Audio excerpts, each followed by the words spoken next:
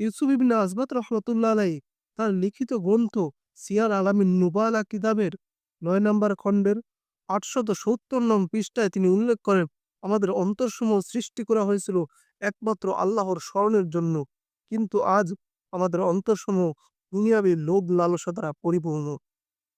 আপনারা যদি খুব ভালোভাবে লক্ষ্য করেন তাহলে দেখতে পাবেন যে শুধু আমাদের অন্তরসমূহই দুনিয়াবী লোভ লালসা দ্বারা পরিপূর্ণ নয়, বরং আমাদের সমস্ত শরীরই রব্বুল আলামিন সৃষ্টি করেছিলেন, অর্থাৎ আমাদেরকেই রব্বুল আলামিন সৃষ্টি করেছিলেন তিনার ইবাদতের জন্য, তিনার জিকিরের জন্য, তিনাকে স্মরণ করার জন্য। অথচ আজকে আমরা রব্বুল আলামিনের ইবাদত ছাড়া আমাদের জীবন আমরা পার করতেছি। রব্বুল আলামিন বলেন, ওমা খলাকতুল জিন্না ওয়াল ইনসা ইল্লা লিয়াবুদুন। আমি মানুষ এবং জিন জাতিকে সৃষ্টি করেছি একটাই উদ্দেশ্য। সেই উদ্দেশ্যটা হলো